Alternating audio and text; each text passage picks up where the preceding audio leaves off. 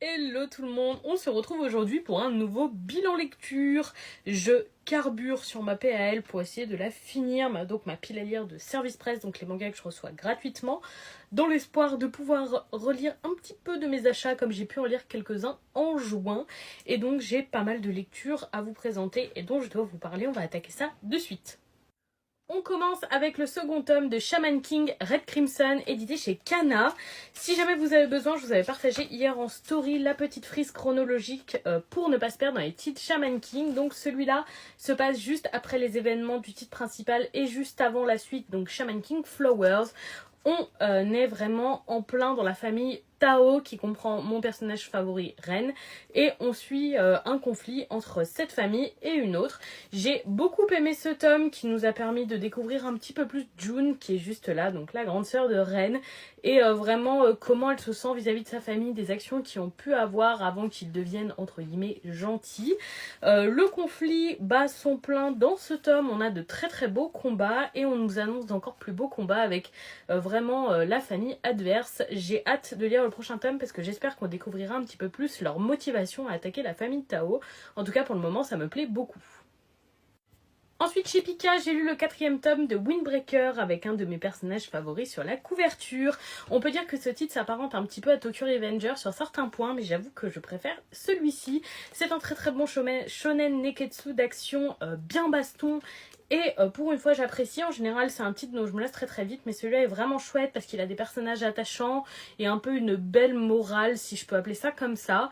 J'aime vraiment beaucoup beaucoup ce titre, les dessins sont super chouettes, les combats sont fluides et agréables à lire, et les personnages vraiment sont tous très attachants comme je vous le disais, que ce soit notre personnage principal qui est un peu ce typique personnage de shonen qui fonce dans le tas, mais qui finalement a un petit fond un peu timide, introverti, qui contrebalance et qui est très agréable. On a eu une fin de combat contre les Red Lions très très très très chouette, et on nous annonce déjà le premier combat avec 2 nouveaux personnages introduits que j'ai déjà hâte de voir en action. C'est un tout bon pour Windbreaker, j'adore ce titre. J'ai ensuite lu le 7e et dernier tome de The Alexis Empire Chronicles, édité chez Doki Doki. J'avais un petit peu peur que cette fin soit prématurée, et finalement je comprends tout à fait ce que l'auteur a voulu faire passer avec cette fin et ça m'a beaucoup plu.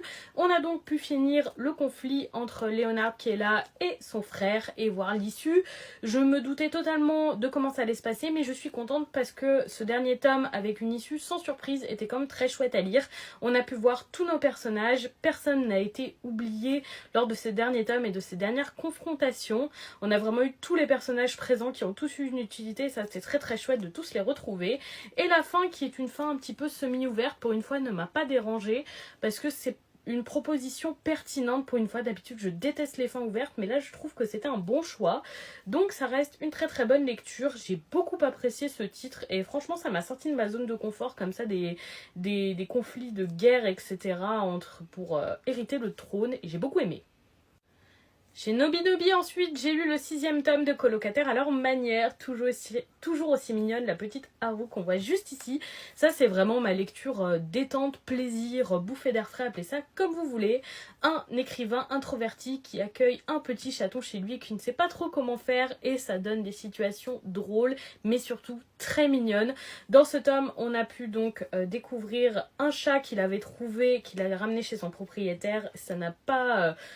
Ça n'a pas manqué de nous apporter des situations très très drôles parce qu'il est tellement introverti, c'est hilarant. Et sur la seconde partie du tome, il a trouvé des petits chatons. Et alors là, mignonnerie assurée, je fonds en lisant ce titre. Et j'ai trop hâte de voir comment ça va se passer pour ces chatons et la cohabitation partielle avec Haru, parce qu'il va peut-être les garder, peut-être pas, on sait pas encore. Mais en tout cas, j'ai beaucoup aimé ma lecture et j'ai déjà hâte de lire le prochain tome. Chez Delcourt ensuite, j'ai lu le premier et avant-dernier tome de Après avoir regardé le ciel étoilé. Donc c'est le premier yaoi que je lis dans la gamme Moonlight que j'apprécie tant.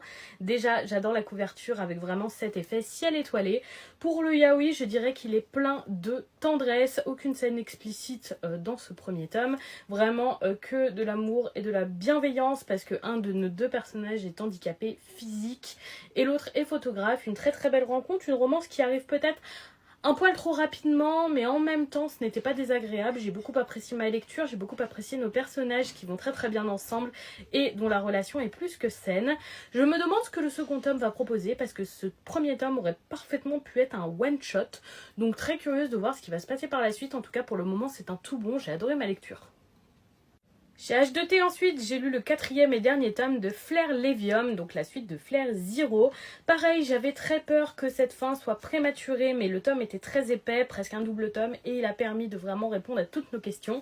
Ce tome était un condensé d'informations très pertinentes et d'explications que j'ai trouvé hyper logiques, et on nous a laissé des petits indices tout au long de la lecture pour finalement se retrouver avec une fin super bien écrite. J'ai adoré la fin, j'ai adoré cette histoire que j'ai trouvée très originale et vraiment, je le répète, très bien écrite. On avait plein d'éléments qui nous amènent à cette fin. Je l'ai trouvée aussi très touchante et très belle. Une fin vraiment parfaite qui aura comblé la lectrice que je suis. Vraiment, j'ai été très emballée par Flare Zero et sa suite Flare Levium. Un titre qu'on n'aura pas assez vu mais que j'aurais énormément apprécié. On passe chez Taifu Comics avec le premier tome de Lullaby of the Dawn, donc un nouveau yaoi. Il est en cours au Japon, il a déjà 4 tomes, il n'est pas fini. Et franchement, waouh, ça fait longtemps que j'ai pas lu un yaoi aussi bon. Je vous avais déjà expliqué que j'étais très lassée des yaoi, ils se ressemblent un petit peu tous pour moi. C'est un peu le même problème que les shoujo. Des romances très redondantes où on retrouve les mêmes marqueurs et qui, à la fin, je suis un peu déçue. Et celui-là, mais que d'originalité. On est vraiment sur un univers complètement fantastique avec un chaman qui vit reclus et un jeune enfant qui finit par vraiment s'y attacher et s'y intéresser. Ils grandissent petit à petit et on voit une romance se développer, mais pour le moment elle est à son prémisse. Mais surtout on a une intrigue totale autour de ce chaman, de ses pouvoirs, de son travail, des monstres qu'il est obligé de combattre et bien espèce. Ça a un peu un air de complot quand même quand on lit ce premier tome.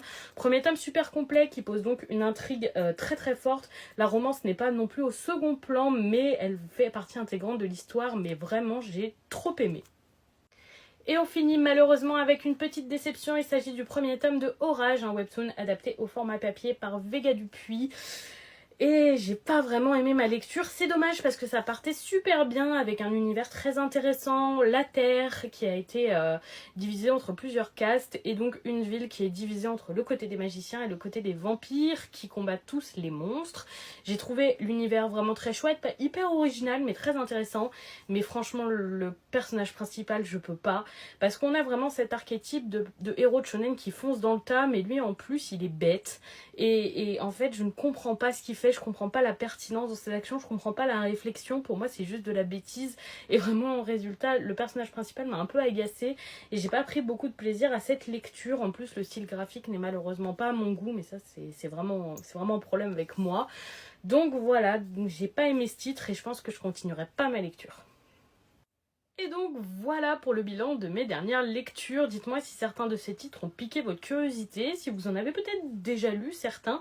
N'hésitez pas à me faire vos retours positifs comme négatifs, même si le mien est différent du vôtre. C'est toujours intéressant de pouvoir échanger là-dessus. On a de la nouveauté autant que de la suite, autant que de la fin dans ce bilan. Il est très complet. Et vraiment, je suis majoritairement contente de mes lectures. N'hésitez pas à me partager vos avis, c'est toujours un grand plaisir. En attendant, je vous souhaite une très bonne soirée et je fais des bisous tout le monde.